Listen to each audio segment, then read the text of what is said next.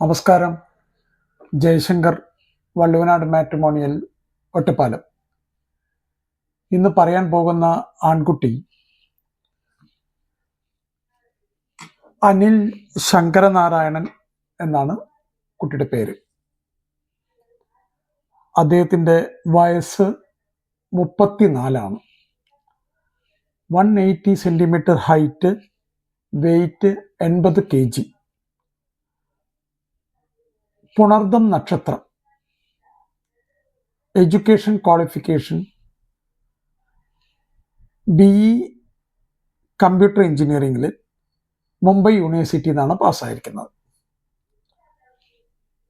സ്വന്തമായിട്ട്, അതായത് founder of Robobionics, a robotic hand manufacturer, national award winner ഒക്കെയാണ്. അപ്പോൾ ആള് ഒരു സംഭവമാണ്, നല്ലൊരു പ്രൊഫൈലാണ്.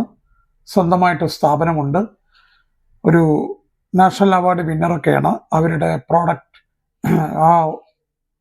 പ്രോഡക്റ്റിന് ഒരു നാഷണൽ അവാർഡ് വിന്നറൊക്കെ ആയിട്ടുള്ള ആളാണ്. അപ്പോൾ ഒരു ചില്ലറ ആളല്ല, പ്രൊഫൈൽ വായിക്കുമ്പോൾ തന്നെ നമുക്ക് മനസ്സിലാക്കാൻ പറ്റും. പിന്നെ ഒരു സോഫ്റ്റ്വെയർ ഡെവലപ്പർ കൂടിയാണ് അദ്ദേഹം. അച്ഛൻ മണലത്ത് ശങ്കരനാരായണൻ, സ്വന്തം ബിസിനസ്സാണ്. അമ്മ വിജയലക്ഷ്മി ശങ്കരനാരായണൻ. ഒരു സിസ്റ്ററാണ്. Sister married and settled at ഓസ്ട്രേലിയയാണ്. ഇവർ റിസൈഡ് ചെയ്യുന്നത് ബോംബെയിലാണ്. ഇവിടെ നാട് വന്നിട്ട് പട്ടാമ്പിക്കടുത്ത് പെരിങ്ങോട് എന്ന് പറഞ്ഞ സ്ഥലത്താണ് നേറ്റീവ് പ്ലേസ്.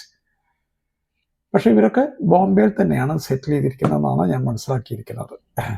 അപ്പോൾ ഒരിക്കൽ കൂടെ ഈ കുട്ടിയെക്കുറിച്ച്, അതായത് അനിൽ ശങ്കരനാരായണനെ കുറിച്ച് ഒരിക്കൽ കൂടെ പറയാം. അദ്ദേഹത്തിൻ്റെ വയസ്സ് വന്നിട്ട് 34. പുണർദം നക്ഷത്രം.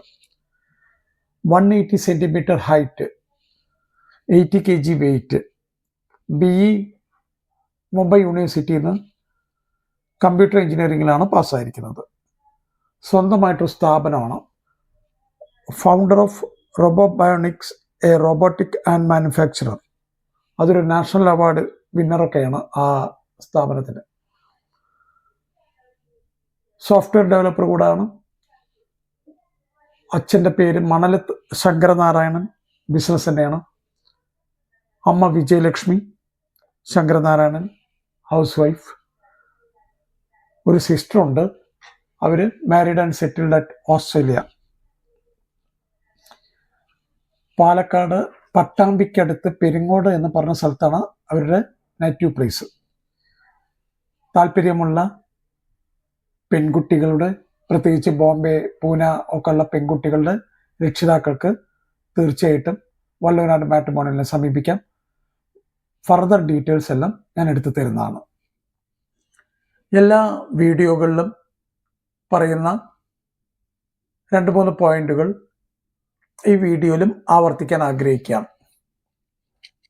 ഒന്ന്,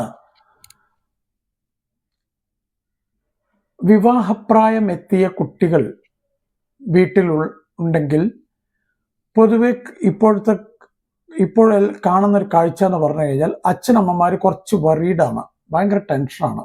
ഇനിയിപ്പോൾ എങ്ങനെയൊക്കെ നടത്തണം, ഏതൊക്കെ കല്യാണം നടത്തേണ്ടത്, ആകെ ഒരു വല്ലാത്ത ടെൻഷനാണ് ഓരോ കാര്യങ്ങൾക്കും.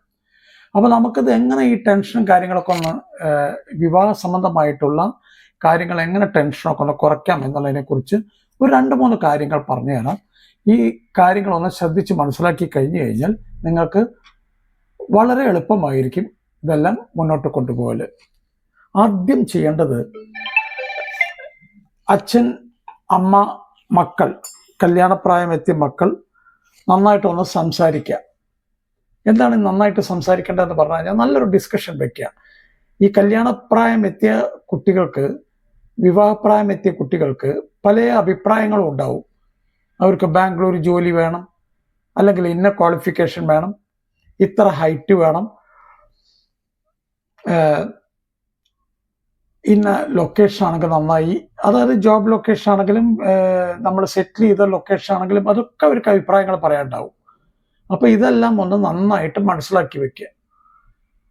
അതിനുശേഷം നല്ല ഒരു പ്രൊഫൈൽ എഴുതി ഉണ്ടാക്കുക. പ്രൊഫൈൽ എഴുതി ഉണ്ടാക്കുമ്പോൾ ശ്രദ്ധിക്കേണ്ടത് കുട്ടിയുടെ എഡ്യൂക്കേഷൻ, കുട്ടിയുടെ ജോലി, education, school, college, post graduation, ഓരോ ഇൻസ്റ്റിറ്റ്യൂട്ടിൻ്റെ പേരും കാര്യങ്ങളൊക്കെ കൃത്യമായിട്ട് എഴുതുക. എന്തൊക്കെയാണ് സബ്ജക്റ്റ്, എല്ലാ കാര്യങ്ങളും എഴുതണം. രണ്ടാമത്, ജോലി എവിടെയാണ്, എന്താണ് ആ സ്ഥാപനത്തിൻ്റെ ഡെസിഗ്നേഷൻ, എന്താണ് ആ സ്ഥാപനത്തിൻ്റെ പേരെന്താണ്, ഏതാണ് ലൊക്കേഷൻ, എത്ര രൂപ ശമ്പളമുണ്ട് എന്നുള്ള എല്ലാ കാര്യങ്ങളും കൃത്യമായിട്ട് അതിൽ മെൻഷൻ ചെയ്യണം. അടുത്തത്, ജാതക സംബന്ധമായിട്ടുള്ള വിവരങ്ങൾ വളരെ കുറച്ച് എഴുതാൻ ശ്രമിക്കണം. നിങ്ങൾ എന്തൊക്കെ ജാതകത്തിനെ പറ്റി എഴുതി കഴിഞ്ഞാലും അതെല്ലാം ചിലപ്പോൾ നെഗറ്റീവായി പോകും. അപ്പോൾ കഴിയാവുന്നത്ര ജാതക സംബന്ധമായിട്ടുള്ള വർത്തമാനങ്ങൾ കുറച്ച് നല്ല രീതിയിലുള്ള ഒരു പ്രൊഫൈൽ എഴുതി ഉണ്ടാക്കുക. അതായത് star, date of birth, birth time, birth place, education, അങ്ങനെ അച്ഛൻ്റെ പേര്, അമ്മയുടെ പേര്, അവരെന്തായിരുന്നു, അച്ഛൻ എന്തായിരുന്നു, അമ്മ എന്തായിരുന്നു, സഹോദരങ്ങൾ ഉണ്ടെങ്കിൽ അവരെന്താണ്, അങ്ങനെ എല്ലാ കാര്യങ്ങളും വിശദമായിട്ട് തന്നെ എഴുതുക. കഴിയാവുന്നത്ര ആളുകൾക്ക് വായിക്കുന്ന സമയത്ത് ഒരു നല്ല ഒരു പ്രൊഫൈലായിട്ട് തോന്നാൻ സാധിക്കണം. അടുത്തത്, നല്ല ഒരു, അതായത് നിങ്ങളുടെ തറവാട്ട് ക്ഷേത്രം, തറവാട്ടിലെ ധർമ്മദൈവങ്ങൾ എന്നൊക്കെ പറയും, ധർമ്മദൈവങ്ങൾ അല്ലെങ്കിൽ കുടുംബക്ഷേത്രം, നാഗങ്ങൾ, വെളുത്തൻകാവ്, ഇങ്ങനെയൊക്കെ പറയുന്ന പല കാര്യങ്ങളും നമ്മുടെയൊക്കെ തറവാടുകളിൽ കാണാറുണ്ട്. അവർ നന്നായിട്ടൊന്ന് പ്രാർത്ഥിക്കുക. ദൈവവിശ്വാസികൾ മാത്രം ചെയ്താൽ മതി ഈ കാര്യങ്ങൾ. നന്നായിട്ടൊന്ന് പ്രാർത്ഥിച്ചു കഴിഞ്ഞാൽ അടുത്തതായിട്ട് ഈ എഴുതി വെച്ച പ്രൊഫൈല് ഒരു 2-3 വട്ടമെങ്കിലും ഒന്ന് വായിച്ചു നോക്കി നല്ല രീതിയിൽ എല്ലാവരും, അത് വീട്ടിൽ ആരൊക്കെ ഉണ്ട് അവരെല്ലാവരും ഒന്ന് വായിച്ച് എല്ലാ സംശയങ്ങളും ദൂരീകരിച്ചതിന് ശേഷം നല്ല വൃത്തിയായിട്ട് എഴുതി ഒരു മാട്രിമോണി സൈറ്റിൽ പോയിട്ട് രജിസ്റ്റർ ചെയ്യുക. മാട്രിമോണി സൈറ്റിൽ രജിസ്റ്റർ ചെയ്യുക എന്ന് പറഞ്ഞു കഴിഞ്ഞാൽ ഇന്നത്തെ കാലത്ത് വലിയൊരു ബുദ്ധിമുട്ടുള്ള പണിയാണ്. അതായത് നമ്മൾ മനസ്സിലാക്കണം അവരുടെ പെർഫോമൻസ് എങ്ങനെ ഉണ്ടെന്നുള്ളത്. ഒരു 1-2 ആളെങ്കിലും നല്ലൊരു അഭിപ്രായം പറയുന്നുണ്ടെങ്കിൽ തീർച്ചയായിട്ടും അവിടെ രജിസ്റ്റർ ചെയ്യാം. രജിസ്റ്റർ ചെയ്യുന്ന സമയത്ത് കൃത്യമായിട്ട് ചോദിക്കുക, എത്ര പ്രൊഫൈലുകൾ തരും, എത്ര പൈസയാണ് നിങ്ങൾ, ടേംസ് ആൻഡ് കണ്ടീഷൻസ് എന്തൊക്കെയാണ്, വിവാഹം ശരിയായി കഴിഞ്ഞാൽ എത്ര പൈസയുടെ വാങ്ങിക്കുക, ഈ വക കാര്യങ്ങളൊക്കെ നന്നായിട്ട് സംസാരിക്കണം. ഒരു തരത്തിലുള്ള കൺഫ്യൂഷനോ അല്ലെങ്കിൽ അവസാന നിമിഷങ്ങളിൽ വഴക്ക്, ബഹളം, ഇതൊന്നും ഉണ്ടാവാൻ പാടില്ല. അപ്പോൾ അതെല്ലാം നന്നായിട്ട് മനസ്സിലാക്കിയതിന് ശേഷം അവിടെ രജിസ്റ്റർ ചെയ്യുക. രജിസ്റ്റർ ചെയ്ത് കഴിഞ്ഞ് കഴിഞ്ഞാൽ സ്വാഭാവികമായിട്ടും അവർ പ്രൊഫൈലുകൾ അയച്ചു തരുന്നതായിരിക്കും നിങ്ങൾക്ക്. പ്രൊഫൈലുകൾ കിട്ടിക്കഴിഞ്ഞ് കഴിഞ്ഞാൽ ഫോട്ടോ സഹിതം മക്കളെ കാട്ടിക്കൊടുക്കുക. പ്രൊഫൈല് അവർക്ക് താല്പര്യമാണെങ്കിൽ അവർ പറയും ഓക്കെ, അത് വെച്ച് മുന്നോട്ട് പോകാം. അടുത്ത നടപടി എന്ന് പറയുന്നത് ജാതകം നോക്കലാണ്. ഹോറോസ്കോപ്പ് മാച്ചിങ് ആണ് നോക്കുക. ഒരു പണിക്കരെ കൊണ്ട് മാത്രം നോക്കിയിട്ട് ആ അഭിപ്രായം അത് ഓക്കെയാണ് പറഞ്ഞാൽ കുഴപ്പമില്ല. ചിലപ്പോൾ അവർ ചേരില്ല, മാച്ചിങ് അല്ല എന്ന് പറഞ്ഞു കഴിഞ്ഞാൽ അടുത്ത പണിക്കരുടെ അടുത്ത് പോകണം. 3, 4, 5 പണിക്കരുടെ അടുത്തെങ്കിലും പോകണം. ഏതെങ്കിലും ഒരു ജ്യോത്സ്യൻ പറയുകയാണ് അത് വെച്ച് മുന്നോട്ട് പോയിക്കോളൂ എന്ന് പറഞ്ഞു കഴിഞ്ഞാൽ നിങ്ങളുടെ ധർമ്മദൈവങ്ങളെക്കുറിച്ച് നന്നായിട്ട് പ്രാർത്ഥിച്ച് കാര്യങ്ങൾ മുന്നോട്ട് കൊണ്ടുപോകാൻ ശ്രമിക്കുക. അതിനുശേഷം അടുത്ത ജാതകവും ഓക്കെയായി, ഫാമിലി ബാക്ക്ഗ്രൗണ്ട്, ഫാമിലി ഒക്കെ ഓക്കെയാണ്. ഇപ്പൊ നമ്മൾ സംസാരിക്കലോ, അച്ഛനമ്മമാരൊക്കെ അങ്ങോട്ടും ഇങ്ങോട്ടൊക്കെ സംസാരിച്ചു കഴിഞ്ഞാൽ എല്ലാം ഓക്കെ ആയി കഴിഞ്ഞു എന്ന് തോന്നിക്കഴിഞ്ഞാൽ പെൺകുട്ടിയുടെ വീട്ടുകാർ അല്ലെങ്കിൽ ആൺകുട്ടിയുടെ വീട്ടുകാർ നോർമലി പറയുന്ന ഒരു കാര്യമുണ്ട്, പെണ്ണ് കാണൽ ചടങ്ങുള്ള ദിവസം പറയും. കഴിയുന്നതും പെണ്ണ് കാണൽ ചടങ്ങിൻ്റെ മുന്നേയായി പെൺകുട്ടിയും ആൺകുട്ടിയും വാട്സപ്പ് നമ്പറുകൾ എക്സ്ചേഞ്ച് ചെയ്യുക. അവർ ഒരു മിനിമം ലെവലിലെങ്കിലും സംസാരിച്ച് ഒരു ഫ്രണ്ട്ഷിപ്പ് ബിൽഡപ്പ് ചെയ്യുക. ഒരാഴ്ച, 10 ദിവസം, 15 ദിവസം, എത്രയോട്ടെ അവർ നല്ലൊരു ഫ്രണ്ട്ഷിപ്പ് ബിൽഡപ്പ് ചെയ്തതിന് ശേഷം കൃത്യമായിട്ട് കുറച്ച് കാര്യങ്ങൾ സംസാരിക്കുക. അതായത് ആദ്യം ചോദിക്കേണ്ട കാര്യം, വല്ല ലവ് അഫെയറും ഇപ്പൊ ലൈവായിട്ടുണ്ടോ എന്ന് ചോദിക്കുക. ഉണ്ടെങ്കിൽ അവിടെ വെച്ച് ഇത് സ്റ്റോപ്പ് ചെയ്യുക, ഫർദർ മുന്നോട്ട് പോകരുത്. രണ്ടാമത്തെ കാര്യം, ഫാമിലി ബാക്ക്ഗ്രൗണ്ട് നന്നായിട്ട് ഡിസ്കസ് ചെയ്യുക. ആൺകുട്ടി പെൺകുട്ടി ഫാമിലി ബാക്ക്ഗ്രൗണ്ട് ഡിസ്കഷൻ കഴിഞ്ഞു കഴിഞ്ഞാൽ തീർച്ചയായിട്ടും എഡ്യൂക്കേഷൻ, എന്തൊക്കെയാണ് പഠിച്ചിരിക്കുന്നത്, ഏത് കോളേജിലായിരുന്നു, എന്തായിരുന്നു സബ്ജക്റ്റ്, എല്ലാ കാര്യങ്ങളും വിശദമായിട്ട് സംസാരിക്കുക. അതിനുശേഷം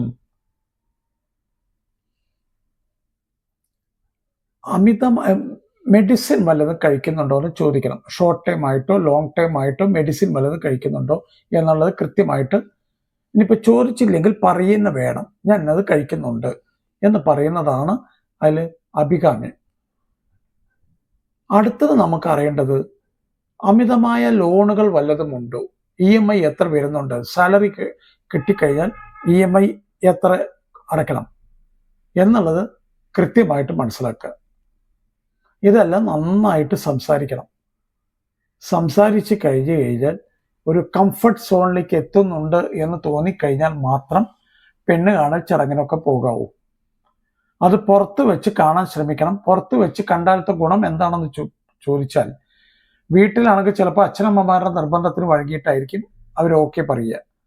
മറ്റേത് പുറത്താണെങ്കിൽ അവർ പറയും, നമുക്ക് ഇത് മുന്നോട്ട് കൊണ്ടുപോകാൻ പറ്റില്ല, എനിക്ക് വേറെ ബന്ധങ്ങളുണ്ട്, ലവ് അഫെയർ ഉണ്ട്, അല്ലെങ്കിൽ എനിക്കിത് ഇഷ്ടപ്പെട്ടില്ല എന്നൊക്കെ കൃത്യമായിട്ട് പറയാൻ കഴിയും. അവിടെയും ഓക്കെയാണ്, പുറത്ത് വെച്ച് കണ്ടു, എല്ലാം ഓക്കെയാണ് തോന്നിക്കഴിഞ്ഞു കഴിഞ്ഞാൽ തീർച്ചയായിട്ടും ഒരു പെണ്ണ് കാണൽ ചടങ്ങിലോട്ട് പോവുക.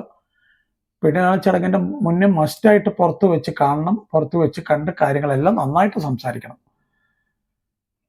പെണ്ണ് കാണൽ ചടങ്ങ് വീട്ടിൽ പോയി ആ ചടങ്ങ് മാത്രമേ ആവാൻ പാടുള്ളൂ. അത് കഴിഞ്ഞ ബാക്കി കാര്യങ്ങളൊക്കെ സംസാരിച്ച് മുന്നോട്ട് കൊണ്ടുപോവുക. നല്ല രീതിയിലുള്ള ഡിസ്കഷനും കമ്മ്യൂണിക്കേഷനും ആയിരിക്കണം. ഒന്ന് ഉള്ളിൽ വെച്ച് പുറത്തേക്ക് വേറൊന്നും പറയരുത്, ഒരിക്കലും അത് സംഭവിക്കരുത്.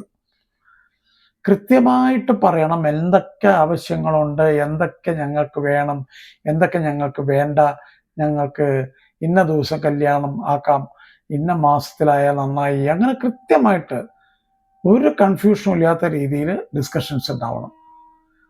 അപ്പോൾ നന്നായിട്ട് സംസാരിച്ച് ഈ വക കാര്യങ്ങളൊക്കെ ഒന്ന് ഫോളോ ചെയ്ത് കഴിഞ്ഞാൽ റിട്ടയർഡായി വരുന്ന അല്ലെങ്കിൽ റിട്ടയർഡായിട്ടിരിക്കുന്ന അച്ഛനമ്മമാർക്കും പുതിയ ദാമ്പത്യ ബന്ധത്തിലോട്ട് ഇറങ്ങുന്ന കുട്ടികൾക്കും നല്ല രീതിയിലാണ് മുന്നോട്ട് പോകാൻ സാധിക്കുന്നത്. അപ്പോൾ കൃത്യമായിട്ട് ഇതൊക്കെ മനസ്സിലാക്കുക, ഇങ്ങനെയൊക്കെ ഒന്ന് ചെയ്യാൻ ശ്രമിക്കുക. എല്ലാ കുട്ടികൾക്കും മംഗളാശംസകൾ. നന്ദി, നമസ്കാരം. ജയശങ്കർ, വള്ളൂരാട് മാട്രിമോണിയൽ, ഒറ്റപ്പാലം.